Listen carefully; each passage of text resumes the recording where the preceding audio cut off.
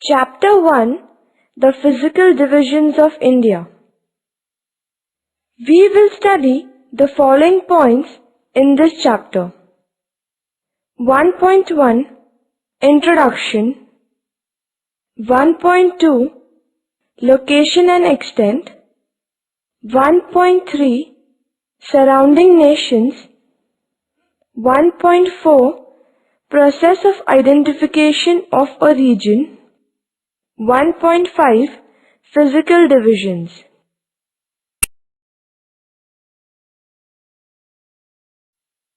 (1.1) Introduction. India, our homeland, is a great country in terms of its geography and history. It has been well known for its cultural and commercial prosperity for a long time. The Aryan assimilation with the earlier Dravidian inhabitants has formed the classical Indian culture. Arabs came to India in the 8th century and Turks in the 12th century, followed by European traders in the late 15th century. India is a land of great diversity. It has a large extent and geographical variations which are reflected by the variety of natural resources. It spreads from the snowy ranges of Himalayas in the north to Kanyakumari in the south. India has plenty of natural resources like sunshine, fertile soil, water, minerals, vegetation, animal life, etc. All these together contribute to the progress of our homeland. The name Bharat is accepted by the Constitution of India as the official name for the country.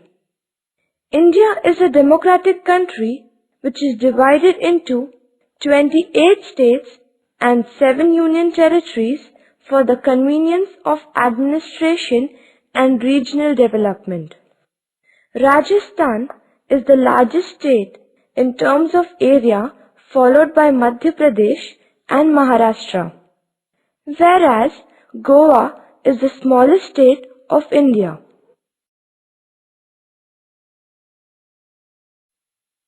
(1.2) Location and Extent. India lies in the northern and eastern hemispheres. It has a central position in the southern part of the ancient continent. The Tropic of Cancer passes through the central part of India. The latitudinal extent of mainland India is from 8 degrees 4 minutes and 28 seconds north to 37 degrees 6 minutes 53 seconds north. Thus its latitudinal extent is 29 degrees 2 minutes 25 seconds. Away from the mainland, the southernmost tip of India is Indira Point, which is in the Nicobar Islands. It is located at 6 degrees 45 minutes north latitude. Latitudinal extent has an impact on rainfall, temperature, and duration of days and nights. The difference between the longest and shortest day near Kanyakumari is about 45 minutes, whereas the difference is nearly 4 hours at Leh, located in Ladakh. India's longitudinal extent is from 68 degrees 7 minutes 33 seconds east to 97 degrees 24 minutes 47 seconds east. Thus its longitudinal extent is 29 degrees 17 minutes 14 seconds. Local time, sunrise, sunset, etc. are determined by longitudinal extent.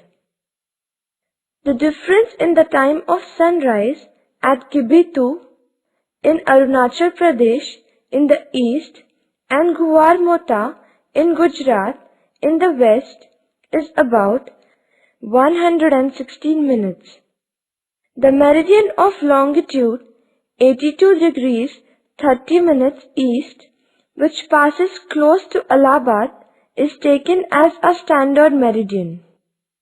India's Standard Time IST is determined as per the local time of this longitude.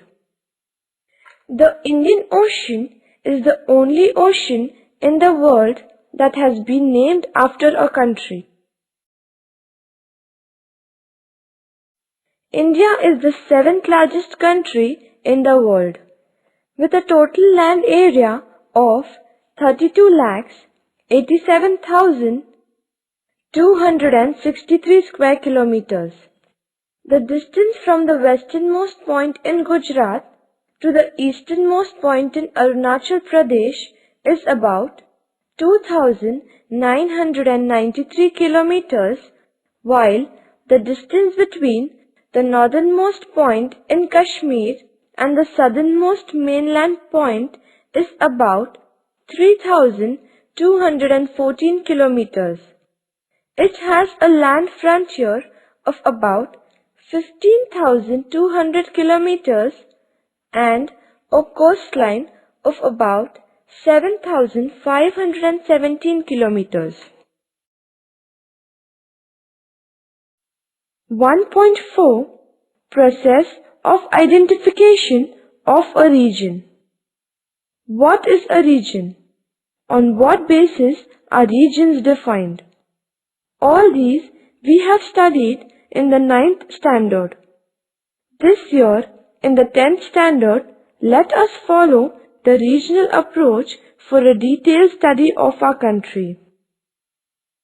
A region is a specific area. It can be a small or a large geographic area. In each region, there are one or more core areas. The geographical pattern is well developed in these core areas, and with increasing distance, the uniqueness becomes less apparent. However, they never lose the main regional characteristics.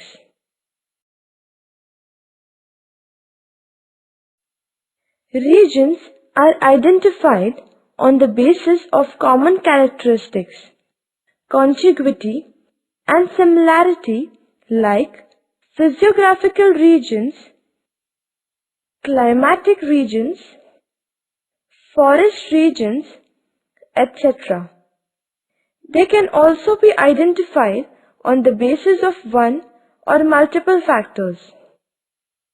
Physical regions can be identified on the basis of physical factors like origin, location, relief, rock type, landforms, climate, soils, forest, etc. Economic regions are based on economic factors like industries, transportation, levels of development, etc. Agricultural regions are formed according to crops combination, etc. Social and cultural regions are identified on the basic factors like population, sex ratio, language, etc.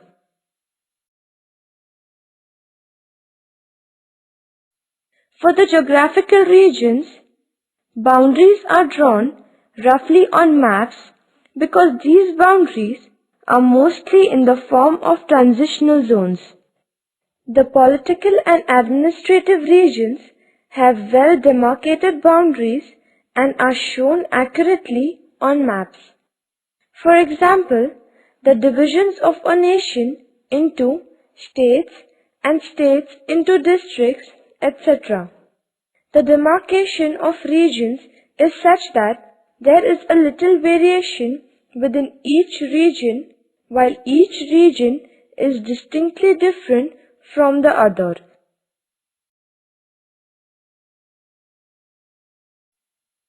Regional approach in geographical studies is very important. It focuses on particular area of the earth. It studies all physical human aspects. These aspects interact with each other and work in unison. They provide relatively homogeneity to the regions. Homogeneity is the foundation of regional approach. It is an organized study of various phenomena spatially related to each other. It may be homogeneous distribution of some phenomena within it.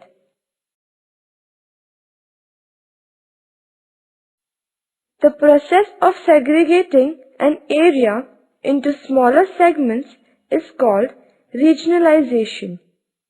Regionalization is quite necessary because the region is a base for economic development.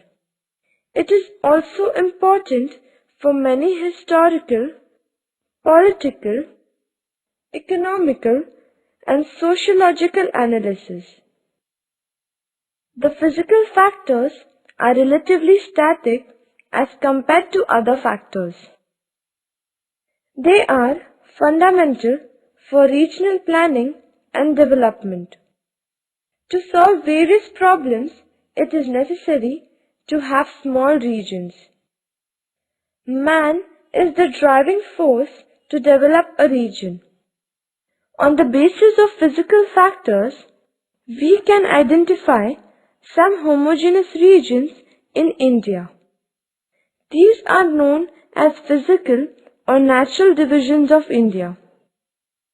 In regional hierarchy, at a higher level, the region is larger, more complex, but generalized. The hierarchy of administrative regions comprises of a country, state, district, taluka, blocks, and village. 1.5 Physical divisions. India, due to its large extent, has a great geographical diversity. A large area is covered by the old plateau. The remaining divisions are relatively younger. They are characterized by very high relief, low-lying plains, hot and cold climate, dry and wet conditions, fertile and infertile soils, heavy and low rainfall, etc. However, there is some similarity in this diversity. Consequently, on the basis of structure, landforms, climate, soils, natural vegetation, population and settlement pattern, cultural aspects, economic development, etc. The country can be grouped into 5 major divisions which can be further subdivided. These broad divisions are grossly different from each other and each has a distinctive personality which has its own potentials and challenges. These physical divisions are 1. The Northern Mountain Region, 2. The Northern Plains, 3. The Peninsular Plateau, 4. The Coastal Plains, 5. The Islands. 1. The Northern Mountain Region. The Himalayas are young fold mountains which have the highest relief in the world. These mountains have a granitic core and are flanked by metamorphed sedimentary rocks. The structure of the region is very complex. It has very uneven topography with steep slopes, lofty snow-covered peaks, cold climates, narrow deep valleys, and swift flowing rivers. There are few roads, small scattered and terraced agricultural patches, extensive uninhabited natural landscape, etc. The eastern parts of this region have heavy rain, thick growth of natural vegetation, and numerous isolated cultural groups who live in scattered settlements. 2. The Northern Plains. These plains form an unbroken belt of alluvial soil, which increases in thickness from west to east. It has a very gently sloping landscape. The rivers flow slowly and form alluvial plains. Hence, the soil is very fertile and this region is agriculturally very important. The density of population is very high and infrastructure is well developed here except the desert of Rajasthan.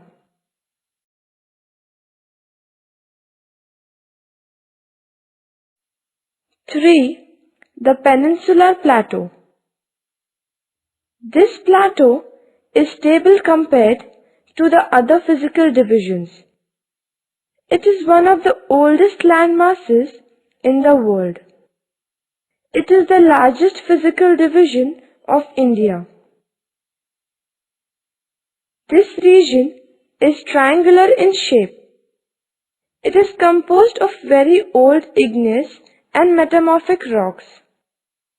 The numerous landform features are associated with faulting and volcanic activities. It is characterized by horizontally layered lava, rocky hills, plateaus, detached low hills, and several falls are found here. This region has fertile black soil. It is rich in mineral resources. The distribution of human settlements is uneven. 4. The coastal plains.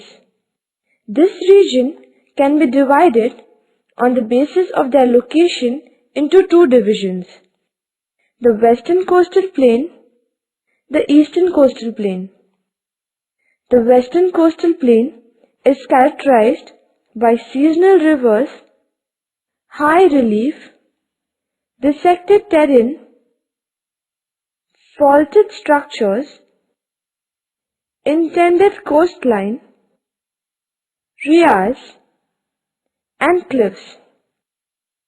The coast has a number of bays, headlands, estuaries, backwater lagoons, swamps,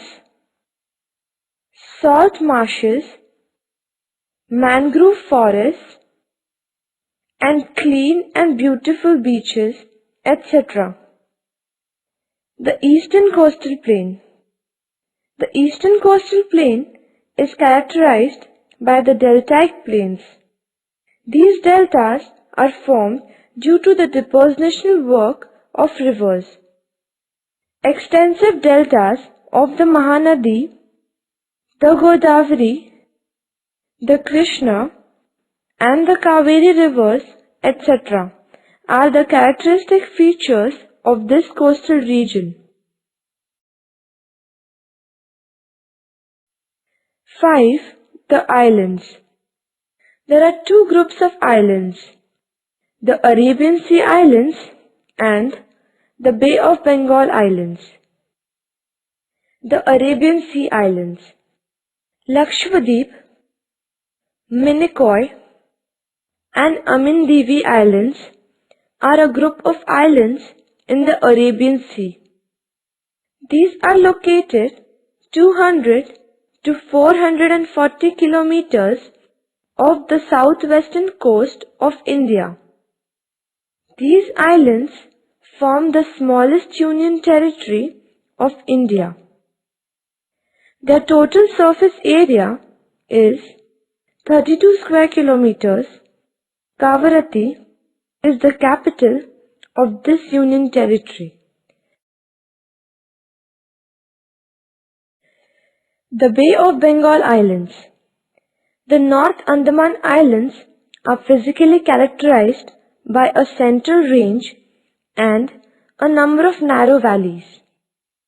The Little Andaman is almost flat except a northern hilly tract. The Nicobars, forming the summit of the submarine mountain range, are hilly in character. The surface has been highly cut up by small streams. The depressions are filled up to form alluvial plains.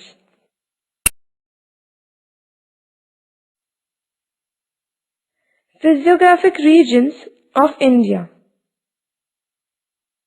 Regions, subregions, percentage approximate. The Northern Mountain Region, the Western Himalayas, Central Himalayas, Eastern Himalayas, 15%. The Northern Plain Region, the deserts, the Western Plain, the Central Plain, the Delta and Eastern Plain, 32%. The Peninsular Plateau region, the Central Highland, the Deccan Plateau, 53%. The Ghats and Coastal Plains, the Western Ghats, Eastern Ghats, Western Coastal Plain, the Eastern Coastal Plain, 53%. The islands, the Arabian Sea Islands, Bay of Bengal Islands. Land frontier. Name of the country, states sharing the land boundary, length of border shared in percentage. Pakistan, Gujarat, Rajasthan, Punjab, Jammu and Kashmir, 22%. Afghanistan, Jammu and Kashmir, 0.70%. China, Jammu and Kashmir, Himachal Pradesh, Uttarakhand, Sikkim, Arunachal Pradesh, 23%. Nepal, Uttarakhand, Uttar Pradesh, Bihar, West Bengal, Sikkim, 12%. Bhutan, Sikkim, West Bengal, Assam, Arunachal Pradesh, 4.50%. Myanmar, Arunachal Pradesh, Nagaland, Manipur, Mizoram, 10.80%. Bangladesh, West Bengal, Assam, Meghalaya, Tripura, Mizoram, 27%. Water frontier. India is bounded by the Arabian Sea in the west and southwest, the Bay of Bengal in the east and the southeast, and the Indian Ocean in the south. Kanyakumari is the southern tip of the Indian peninsula. Sri Lanka is separated from India by the Gulf of Mannar and the narrow channel of Park Strait. India shares maritime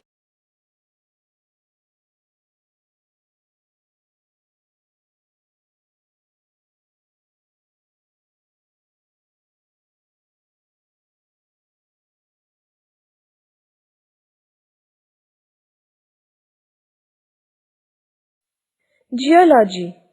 The present physical structure of India is the result of long geological process. India is known for its wide-ranging geological features as well as variety of minerals. Generally, India is composed of three physiographic units: the Himalayan mountains, the northern plains, and the peninsular plateaus. Earlier, all the major land masses were together called as the Pangaea, huge single landmass, a supercontinent.